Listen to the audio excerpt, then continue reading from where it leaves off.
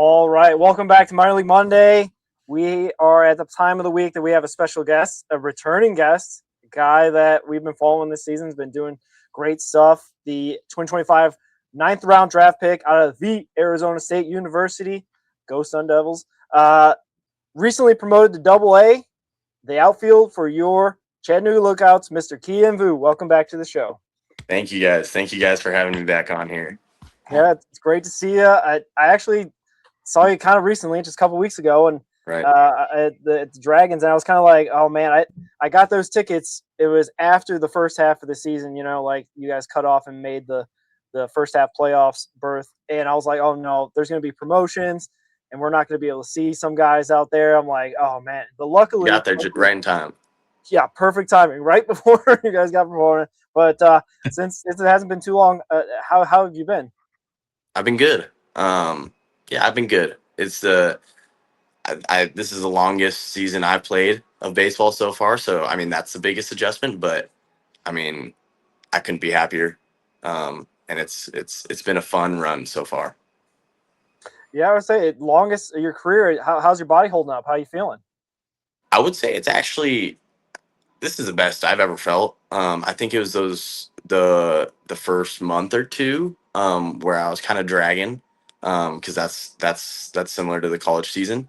And then after that, it's just kind of like I got in a good routine, and I guess my body just kind of hit a flow state, I guess. So um, as long as I do what I need to do after every game and before every game, I feel pretty good throughout the week. Awesome. That's awesome. Yeah. Yeah, I wanted to ask you this. Going back last year, you played your college season, and then you went straight into the draft, and then straight into the professional year. What was your first off season like, where you can kind of like just take a break and just not worry about I got to get drafted, I got to do this, I got to do that. Just kind of like, all right, I'm on the roster. This is what I'm going to do. Like, how was that adjustment for you going into that, and then dealing with spring training? Yeah, I mean the first few weeks of the off season were great. Super relaxing. It was weird not having to worry about too much. It was really really nice. And then after that first month of the off season, I think I started to get a little restless. And I don't know. I feel like a lot of people can say this. Like there's a weird feeling of like falling behind during the off season. Just because it's the longest break that I mean, all of us and for me, like I've ever had.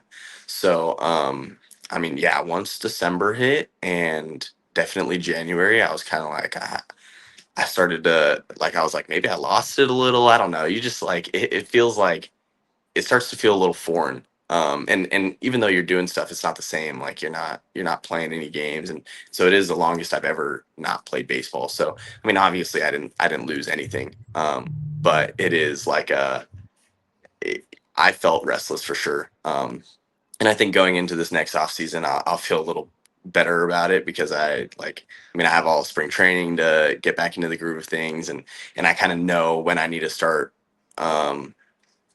need to start ramping up and kind of how I can pace myself. So the first off season's a little stressful still, even though it's a nice break, but I feel like the second off season will be a little more relaxing. And was there anything that you thought that you needed to work on more than anything else during the off season? Yeah, I mean, I still have plenty of holes in my game, and so there's a lot of like swing stuff that I worked on, swing decision, um, just holes that I'm trying to tweak there. Obviously, hitting's hard, and there's always going to be those ups and downs. Um, so I think, I mean, every off season there's going to be stuff that I'm excited to work on for that next year. And most of it is hitting, just because it's the hardest to be consistent in. But then also defense is. Um, I'm just trying to be the best outfielder I can be. I never want a coach to put in a defensive replacement for me. So I'm always trying to just make sure I can be a plus defender out there. So yeah, just maintaining my abilities out there is what I focus on, and then a lot of swing stuff is what I like to try to really really drill in. Yeah, Yeah, for sure. What was it like your first spring training? Like we had talked about, you went straight from the draft into professional ranks. Was it like something that you were looking forward to? Like you say, you were starting to itch around January in your off season, but what was spring training like for you for the first time? Yeah, I mean, spring training is a grind too. Um, it's long days for sure. It's really fun because I got to meet a lot of people during spring training that I didn't really meet. I mean, I didn't meet after the draft because everyone was at affiliates, and then once the season's over, everyone goes home, and so spring training was kind of where I met like a lot of the guys that I'm playing with now. So that was really cool. But it is, I mean, it's long days. It's. I feel like the biggest thing for spring training is like one, the at bats, but then it's also like kind of ramping up your body to play every day of the week again. During spring train during the off season, sorry, is it's, I mean, you are like grinding and ramping back up, but I mean it's not the same. You're on your own schedule. I kind of lift when I want to, I hit when I want to, I throw and do defense when I want to. And then there's a lot of stuff that I do to just kind of hang out and relax during the off season. So going back to spring training is kind of like it's kind of a shock to your body, but it's what you need to make sure you're ready to go opening day. Yeah, yeah, and we also met in the backfields back in way back in March. Feels like so long ago. I feel, but Yeah, you got like your hitting or your fielding stuff that you're working on in the beginning of the day, and then sometimes you're going and traveling with the big league club or playing a minor league, a spring training game. Like, so you're doing like exactly. Yeah. double duty, I guess, in football parlance, it'd be like doing two a days kind of thing. So Mhm. like you kind of do like how was that working through that kind of thing for you? It's great. I mean, yeah, you have all the coaches from every affiliate there. So many resources to and I mean they're all there to make you better. We all have the same goal in mind. So it is really cool to be surrounded by so many winners, I guess you could say, like so many people who have had success in the sport, whether they're players or coaches, and then just being able to like pick their brain. And I mean they're literally there for us to pick their brain, and they're there to help us. So it is a grind. It is two a days. It's early mornings and then late afternoons often as well. So I mean it's a grind, and it's once you're kind of like, this is a month of let's get a lot better every day. Once you accept that, it becomes fun. um so yeah, it was a cool adjustment. I would say, yeah, the first week I was like, "Ooh, my legs are hurting." But then it's the same as the season. You kind of get into like this flow state, I guess, and it's everyone shows up ready to work. Yeah, yeah. I saw Eric Davis, I think, at the backfields, and Mhm. Barry Larkin, all that. Was anybody that you picked their brain specifically about hitting or Yeah, playing outfield? I mean, those two guys are great examples. Edie, Eric Davis has helped me a bunch, actually, with a lot of defensive stuff. I think in college, I mean, a lot of college players can kind of get away with a lot defensively, as long as they're making the routine plays. And so there's a lot of small stuff that kind of goes unnoticed, in the outfield, especially because I mean, a lot of people say that if no one notices us in the outfield, we're probably doing a good job. But there's a lot of ways that we can affect a game positively out there, and then also avoid, I mean, extra bases, little throws that can get away. Just there's a lot of stuff that goes unnoticed, and Eric Davis has helped me a bunch with working on that stuff. So I mean, during spring training, and then even like he goes around to all the affiliates as well. So he'll pop in, and we'll work on a bunch of stuff, and it's been really cool getting to pick his brain, and then also just hearing what he's got from all the experience he has. That's awesome. That's awesome. Yeah. Yeah, so out of spring training, you get assigned to Dayton. What was that like? And then what was your first impressions of Ohio? Really cool. Actually, I mean, I've since I got drafted, I think everyone's told me about how special of a place Dayton is, and how they pack it out, and the atmosphere there. And so, I mean, I went into it kind of knowing what to expect, but I mean, it exceeded my expectations. It was awesome playing in front of those fans. they're amazing. The staff there's amazing. We had a great group of guys. So, I mean, it was a lot of fun playing out there. I did try Skyline Chili. I'm not a huge fan. Sorry. Sorry. It's all good. It's all good. I mean, it wasn't. It was just like I think it's everywhere out there, and I think everyone from Ohio, like everyone I talked to, was like, "Oh, you got to try it." And so I think I had it on this pedestal, and then I tried it, and I was like, "Nice." Like I'm glad. I'm glad I tried it. I know you guys Did you are go fans for of the it, so three-way? I won't talk on it. What's that? Did you go for the three-way, or what was your Is that the one on go-to? spaghetti? Yeah, so there's a three-way with just spaghetti, cheese, and then 4 ways, bean or onion, 5 ways, bean and onion, and then you can get like a coney, which is like a hot dog with chili and cheese. I got the hot dog. Nice. And I saw like a lot of people in there were getting the 3-way or the 4-way. I actually went there with my grandma and she tried it and she liked it. I think she didn't think it was too bad. But I just got the hot dog with the chili and the cheese, and like I was just like, yeah, I mean, it's good. It's not like bad. Going down on the pedestal. Yeah, I mean, if I'm like, I think I'm going to Chipotle or something before I go to Skyline Chili. But I mean, I'm not gonna knock it because I know it is. It's a staple out there for sure. Yeah, we're actually both not from Ohio either, Kien. Okay. So we're getting the acquired taste of it too. I almost feel like it can be somewhat of like a trap by local Ohioans to be like, "Hey, try this." Like, see what I'm just not. Right. I'm not a big fan either, but like it's like a test. Like, hey, how much are you? Yeah. I don't know. Man, I'm a sucker for it.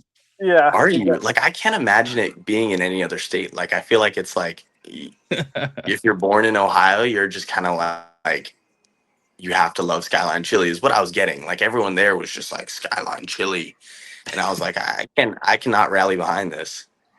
Yeah, I moved here like super young, but Okay.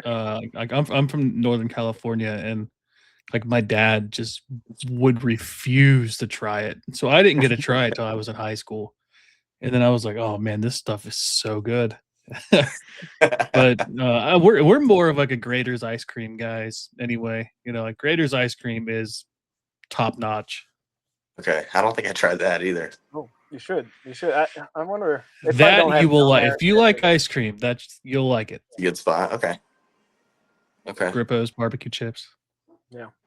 I guess how were your allergies? How'd you adjust to the pollen up north?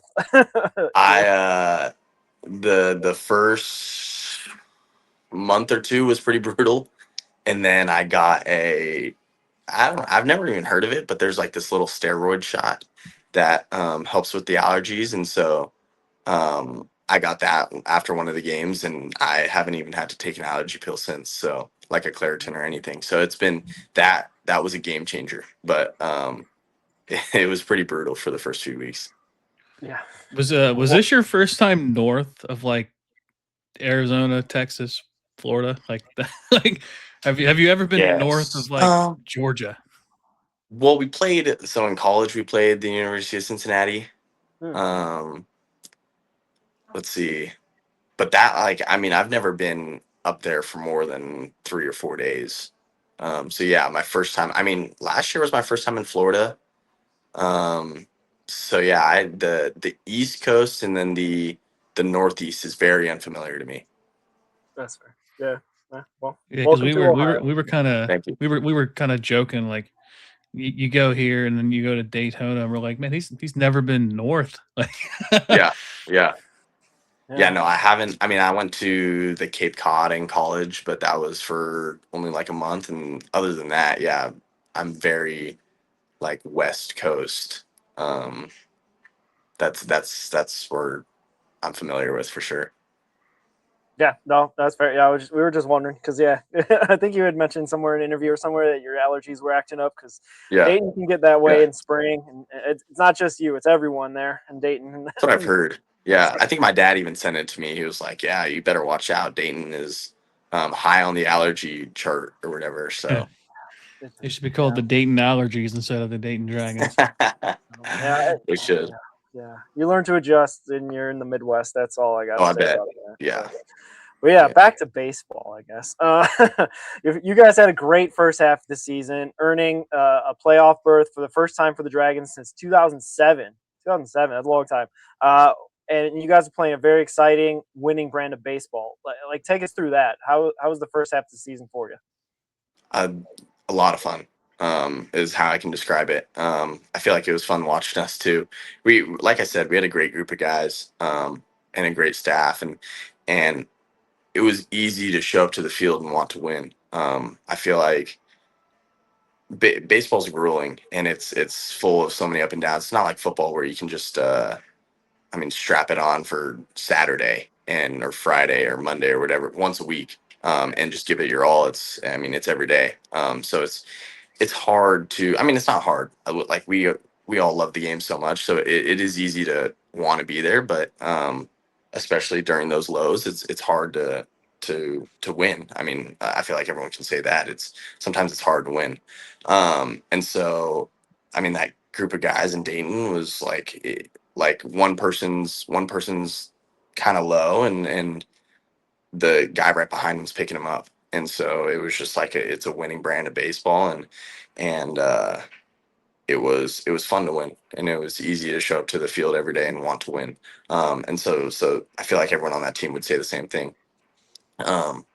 And so it's just, it's a long season, so we're just trying to stack wins, and those last, I think, 8 or 9 games, they had come in and told us, they were like, we gotta basically win out. And then a lot of stuff had to go right. I think the other two teams had to like split a series, and we had to win out. So we were like, we were just taking it one game at a time, and let's just go out there and win. And so we won, and things went our way, and so yeah, we were able to clinch the first half, which was really cool. I've never been a part of something like that, so that was a lot of fun. And yeah, we knew we had it in us, and we went out there and got the job done.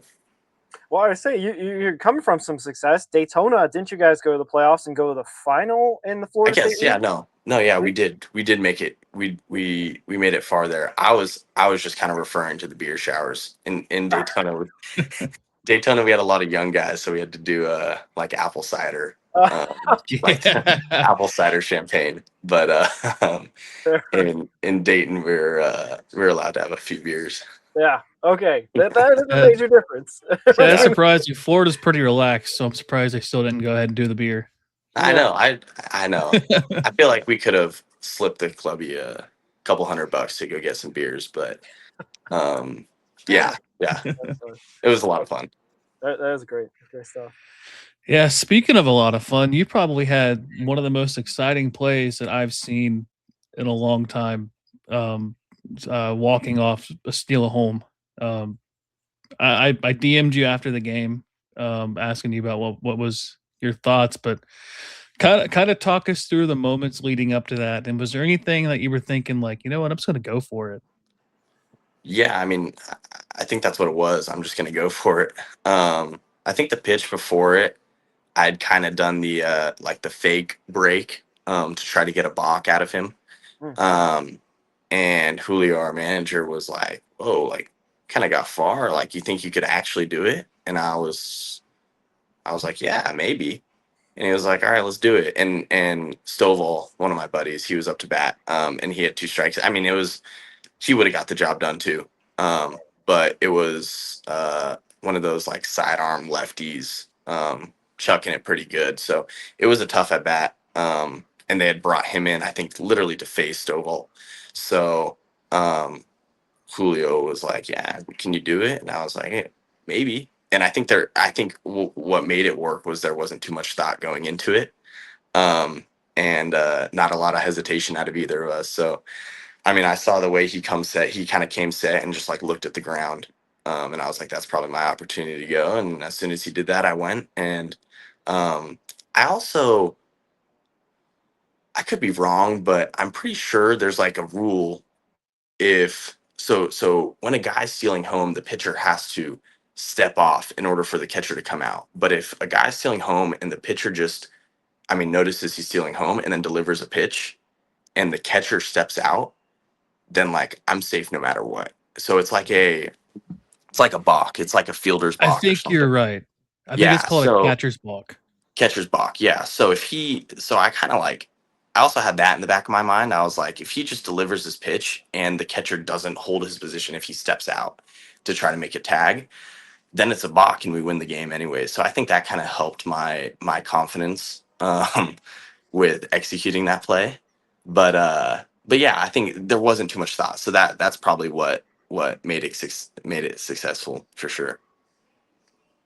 You wonder it more players don't try it. I mean, obviously you got the famous, well, Ellie did that 2024, Ricky. I can't remember exactly now. 23, he stole second, third, and home on 2 pitches. So That's yeah, crazy. I can't imagine that there's not more players that at least attempt it. You know what I mean? Maybe Right. not in a walk-off fashion like yourself, Right. but Right. but at least try to go out there, especially if the catcher can get called for a balk if he Yeah.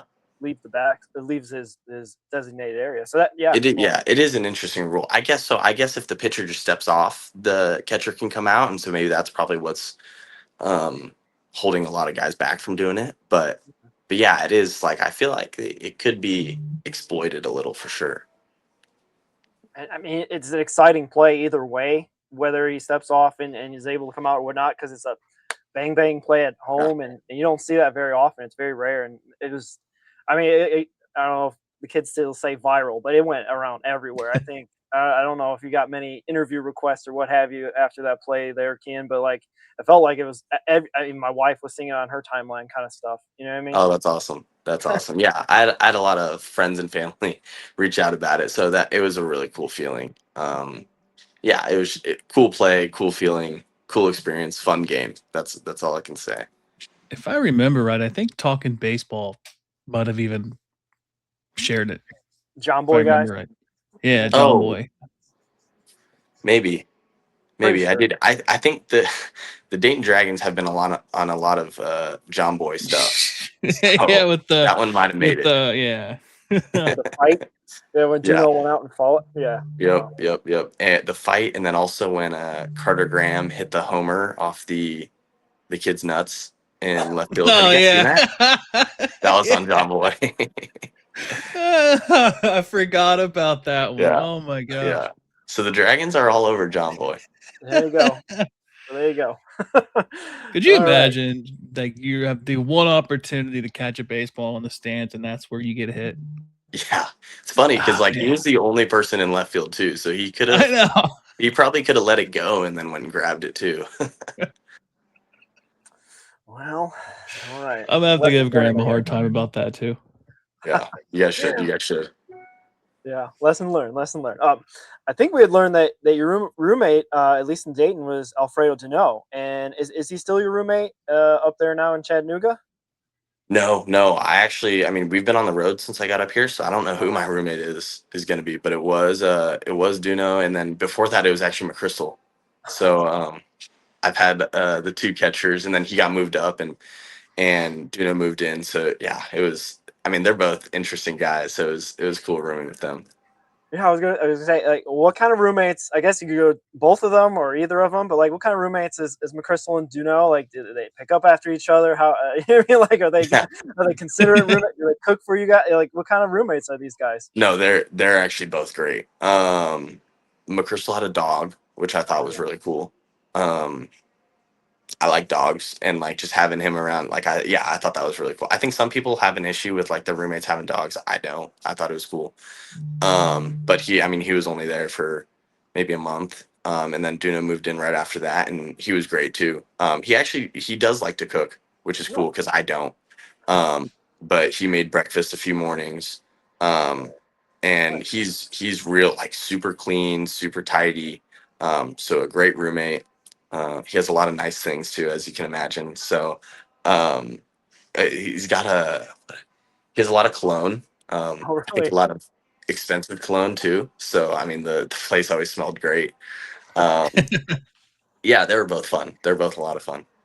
That's awesome. That's good.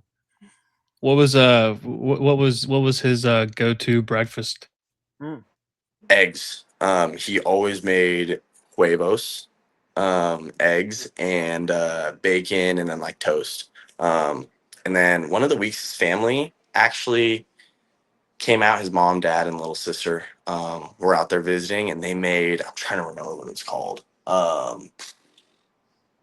don't know, but a Venezuelan dish. Hmm. I'm trying to remember. I had a tough time pronouncing it, even when I did know the name of the dish, so I won't remember. But that was really good too.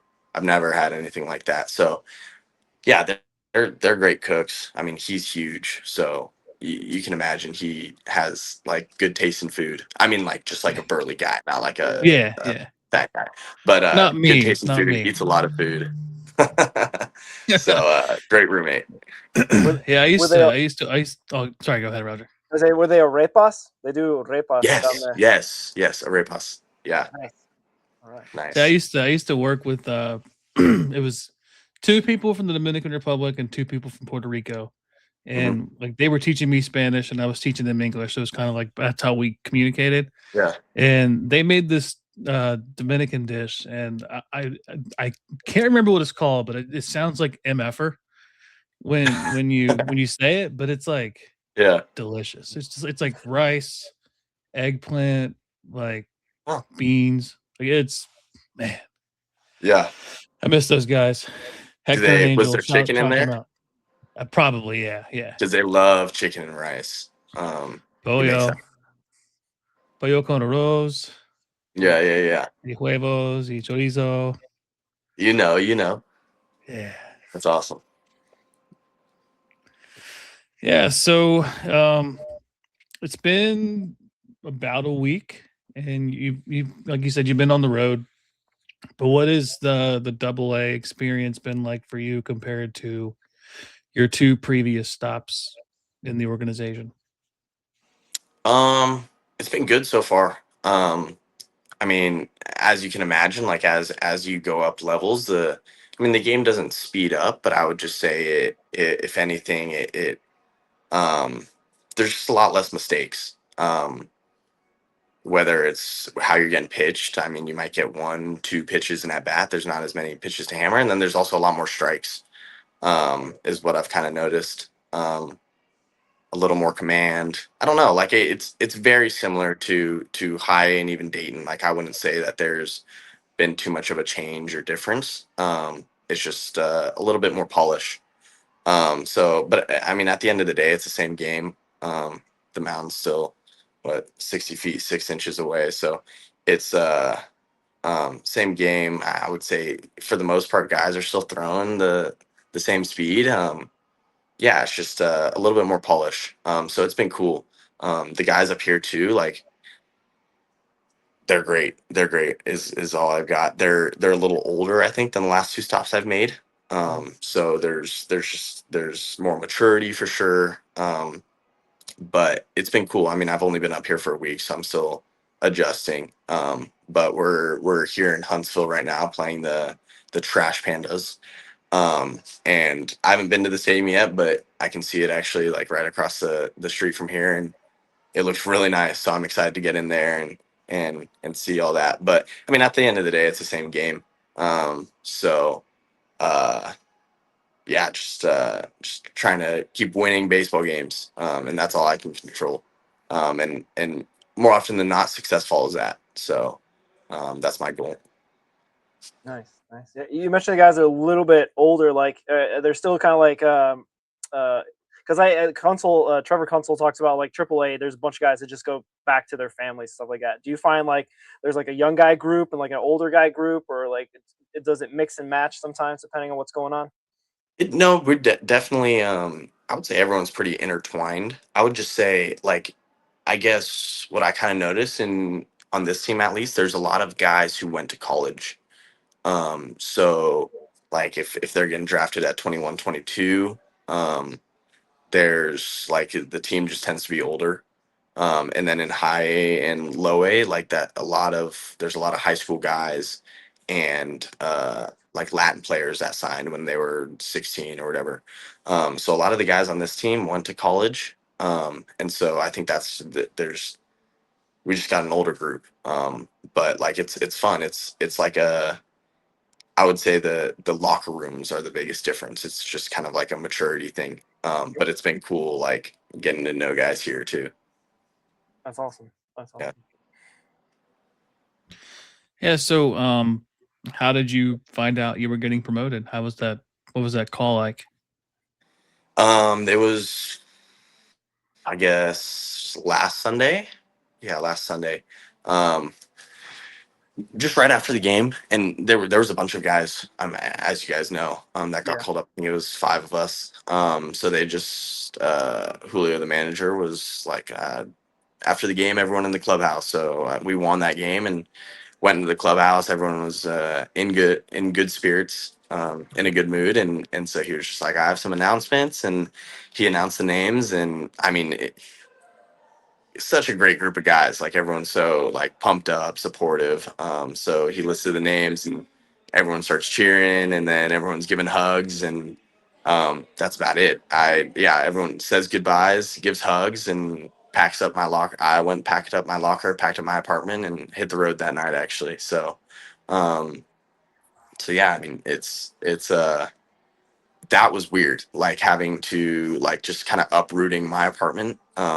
It doesn't feel like I'm living out of a suitcase, but it kind of does because it you can't really get too comfortable. You got to pack light, and so packing up my apartment probably took like 2.5 hours.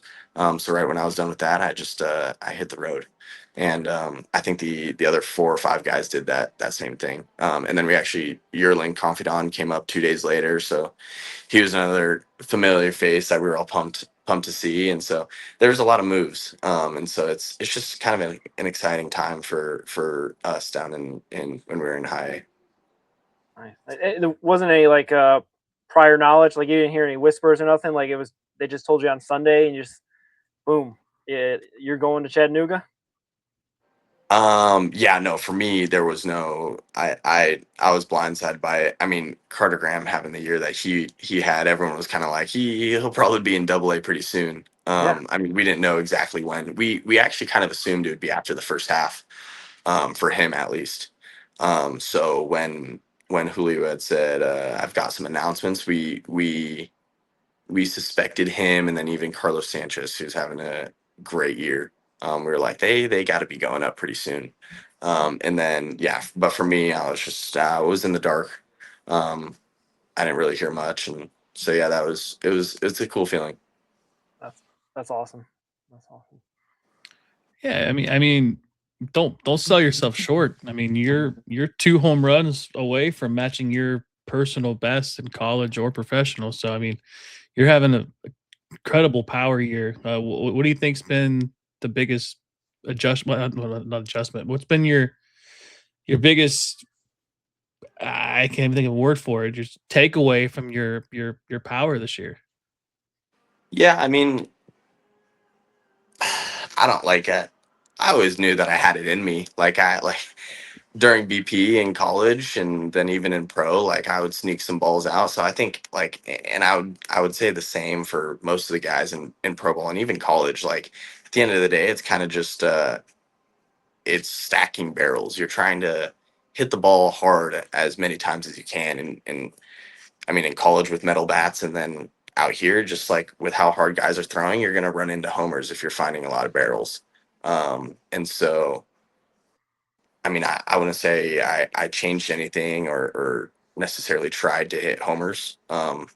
Dayton's I would say a hitter friendly ballpark. Some of those fields that we played at in the Midwest League were hitter friendly ballparks. I've heard Erlanger's a hitter friendly ballpark, and then even Biloxi that we were just at hitter friendly ballpark. So, um, yeah, I mean, if I'm just trying to win ABs, win pitches, and hit the ball hard, some of them, like half of them, are going to go in the air, half of them are going to go on the ground, and the ones in the air have a chance. And so, yeah, I mean, I didn't change anything. Um, it was just when you try to win ball games, success is gonna follow that. So I was trying to win ball games and snuck a few out, and so that's kind of where those homers came from. Yeah, hit the ball hard, go somewhere. Yeah, exactly, exactly. For sure, for sure. Yeah, I guess overall with your season, like what has been a learning moment, a low point maybe, and what's been like a high watermark, like something that you consider the high point of your 2026 season? Yeah, I mean, the name of the game is to be even keel. So I don't try to get too low. I don't try to get too high. I mean, obviously, I would say the high point so far would probably be the walk off steal of home. That's fair. Um, but I mean, there's still a whole nother half of the season to be played. So hopefully that isn't the high point of the season. The goal is to have another high point. But I mean, and then the low point is just like the season's so long and the game's so hard that I'm gonna run into a lot of failure. I mean, I'm gonna fail more than half the times I go up to bat, right? So it's just kind of like turning a page and playing. I got another game tomorrow is how I look at it. I mean, I can't even name a specific low point because I just try to flush it. I have a terrible memory anyways, so it kind of helps with failure in baseball. Just moving on and yeah, just flushing it. So yeah, I would say, I mean, there's that you can say a lot about failure too. There's so many learning opportunities in it. I sit down with our sports psychologist here, Connor Ryan, a lot, and we talk about. I mean, I would say for a lot of baseball players, the biggest topic of discussion is going to be failure. So it's kind of how you look at it and how you embrace it. I mean, every time you fail is kind of opening up um, an opportunity to fix a hole in your game. So it's um, you could look at it as a positive, and that's what I try to do. Just see where I struggle and make sure I don't get beat there again. So yeah, I mean it's tomorrow. That's all I can like. It's there's always a game tomorrow is what I always remind myself, and everything's working out. No matter what happens the day before. So yeah, stay even keel. Stay even keel is probably the biggest takeaway I've had from the season so far. It's a long season, a lot of games, so um, just minimize slumps. Don't get too high, don't get too low, and that's what I've been learning so far. Yeah, I guess probably the final question for me. We had Jacob Friend on about what did he say about a month and a half ago, Roger, and we talked about goals for the season, and he said his goal for the season was to have a 20-20-20 season, 20 home runs, 20 stolen bases, 20 doubles. Love What are that. your Go, goals for go do this that. year? Do you have any specific goals that you have in mind that you want to achieve out there this year? No, no, not really. Um, I want to win baseball games, and like I have said it so many times before, like if I go out there and try to win, success follows. So I mean, it's tough for me to kind of chase stats like that, just because I mean, when I do fail, it's kind of like oh my God, I'm not going to get there, or I'm not going to achieve this, or I'm not going to whatever. And obviously, like the vision board and kind of goal ideas, like I think it's very helpful and a great tactic for a lot of people. But for myself, I mean, I would say this about like just my day to day life is very kind of in the moment, and I'm just trying to tackle today, and I'll worry about tomorrow when I go to bed. You know what I mean? Like it's just very I feel like that's where I find the most success is when I just kind of live in the moment, stay present and just try to win each pitch. So I mean 20-20-20 is I feel like that's a great goal. And I mean I guess I could say that's my goal too. Sure, like I would love to hit 20 homers and 20 doubles, and that would be cool to talk about after the season ends. But like for me, I'll get too wrapped up in stat chasing if I do something like that. So yeah, my goal is to win games. Um, and so that's let's win 100 games. That's my goal for the season. Reds could use that for sure. That mentality. We'll take that every day of the week, twice on Sunday for sure. No doubt about it. But yeah, my last question was a food question, but we already launched into the food. Uh-oh. maybe a little bit too much. No, it's all good. It's all good. Okay. But, rolling. No, sorry. I think you cut out. I didn't even hear your question. No, I didn't have one. We launched into the food portion of our podcast already. We already talked about Awesome. Skyline Chili and all that. So we covered those bases. So did you try Dayton pizza? Yeah, there's a Dayton style pizza. Have you heard of No. that? Okay, it's I think it's Marion's. I think is one of the type of chains that they have out there in Dayton. Okay. It's like little small pieces with like a lots of pepperoni generally and whatnot. Okay. But it's like I don't know how to describe it. It's pretty nice if you're into like pepperoni and little small portions and stuff like that. But you could add up, have like 15, 16 little pieces. It's like that sounds good. That was in Dayton. Yeah, I believe so. I think Marion's Okay. is like one of the more famous ones that makes that style. We went to Mikey's Late Night Slice a lot, which is right across the street from the field. I think it was because it was so convenient, but I thought it was pretty good. They had like a pizza of the day every day. It was different. But for some reason, I feel like they really like to do like mac and cheese on their pizza, which like I'm a huge mac and cheese guy. On pizza, it didn't really stand out. Like I wouldn't advocate for it, but I love mac and cheese enough to order that every time it was on a pizza. So I thought that was pretty cool. Nice. That sounds real nice artisanal. They've have some of those kind of restaurants around us too, that do all sorts of specialty type pizzas and all that. Yeah, but, those are great. Yeah, for sure. I don't know. I'm a sucker for like hard boiled eggs or what have you on burgers and pizza and what have you. I don't know. On pizza. Yeah. I don't know. Really? Yeah. It's so there's a place down here called Blues. Yeah, it's not like a common thing. It's kind of just my kind of thing, I guess. But that's cool. Yeah. On burgers too, you said? That's the Strauss household. Yeah, I don't know. I eat a lot of eggs too, so maybe me and Duno should like. Do you like cut it in half and put it on, or is it like shredded up or something? Or I guess did I say hard boiled? I meant sunny side up. Deviled eggs. Oh, okay. Like the runny eggs. Yes, that's it. Okay. That's good. I've had that on like burgers. Yeah. Hard boiled eggs. I was a little. You had me worried for a second. Yeah, my bad. I guess I should have sent a doctor to your house. By your reaction, I should have known I said something silly. But anyway, that's a great take. That's a great take. I love like on burgers. Awesome. Like when it spills out the side of it. Yeah, for sure. That's kind of my thing. So yeah, but yeah, I don't know if Ricky, if you got anything else for our special guest today. We've covered I think almost everything, and we wish you best of luck. We really appreciate you coming on again to talk to us and answer our questions and whatnot. And of course. Thank you guys for having me back on here. Yeah, and also you're welcome anytime. Yep, thank you for taking a picture with my kid as well. So that was a nice memory. He's now wanting to go back to Dragons games, but I had to unfortunately break the news that Kien's not going to be there. So that's too bad. There's that. That's too bad.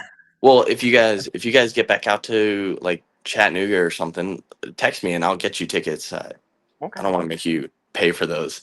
It's all good. Yeah, I was saying I get a weekly email from Dragons to become a season ticket member all the time. So I'm used they know. they know I'm around. So yeah. Right. But yeah. But again, thank you again, and we really appreciate it. And I think Ricky, if you're thank you guys. We'll do our usual sign off of Go Reds. Awesome. Go Reds. Go Reds, baby.